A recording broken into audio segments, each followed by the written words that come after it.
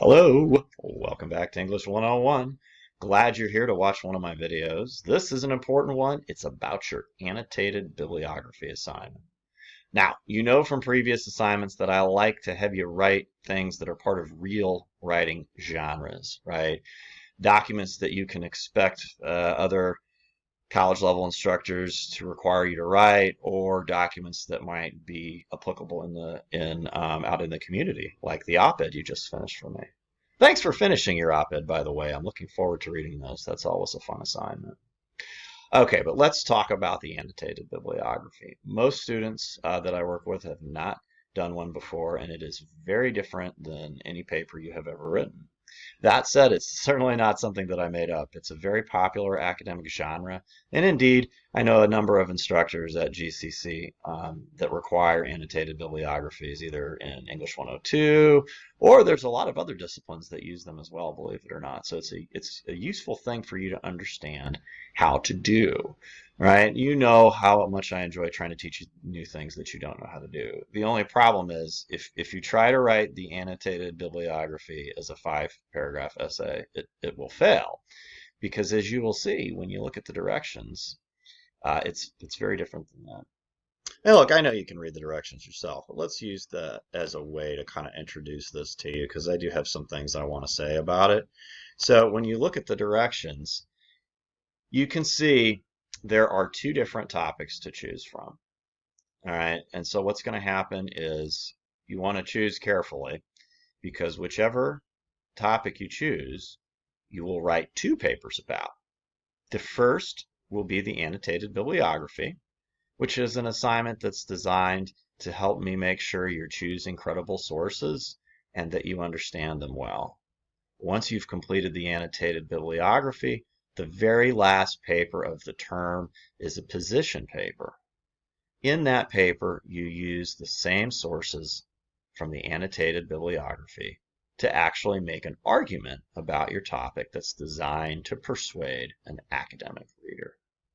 As you can see, both of these topics, I phrase them as yes or no questions, right? Because certainly you'll choose your topic and begin your research, and at the beginning, most students might not be sure what their opinion is on it. But after you've read some sources, certainly by the end of this week, and certainly before the annotated bibliographies due, you'll want to have an idea for where you stand on this topic.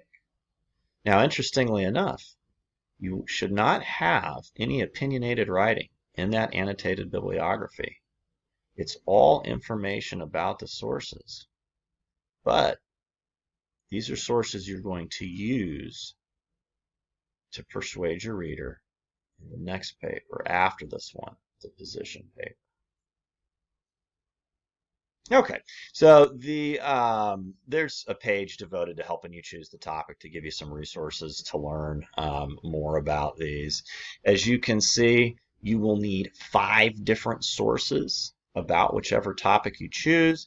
You can't just choose any sources, though. You're going to need 3 that are opinionated and 2 that are informational or news sources. You know the difference now, sort of, right? You've already had some work with this. The Obama and Roe articles, those are opinionated articles. They're op-eds. The Shoemaker article is informational. It's a news article, right? The things you see on the front page of the newspaper, if you ever see an actual newspaper anymore, if you stop into Circle K, right?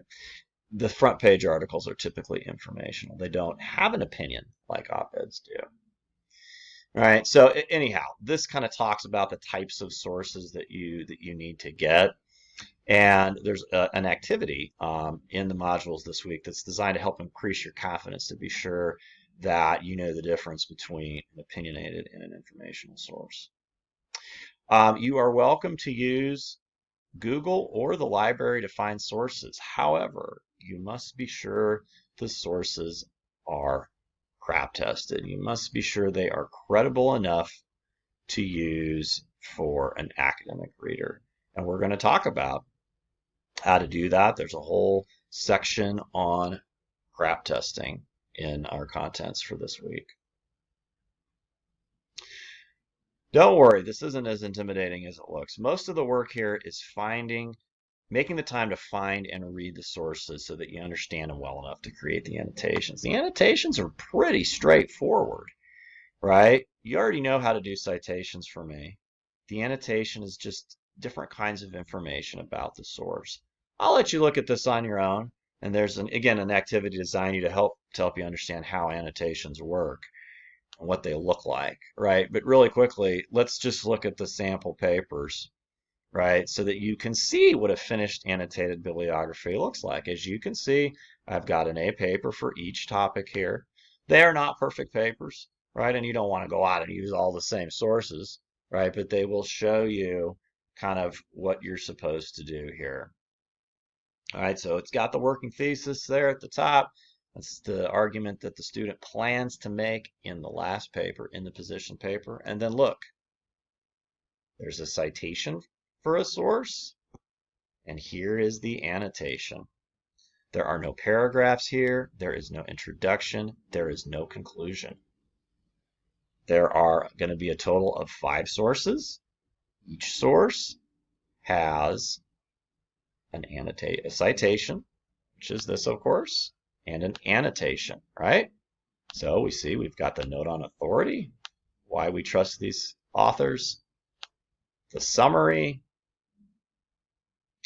and the note on use, right? More on that in the contents for this week, but I just wanted to show you kind of what you are working towards. I know you can do it, but we've got to remember something we talked about way back during the first week, which is that you want to be very mindful of what the purpose of the thing that you're writing is, right? So that you can adhere to those assignment directions and not try to make it into some other paper you've written in the past. Oops. One last thing before I let you go. I think that most students that I've talked to anyway are paging through the content for each week in order. Again, as usual, I would encourage you to do that here with the annotated bibliography assignment. We start out with this video, of course, the directions.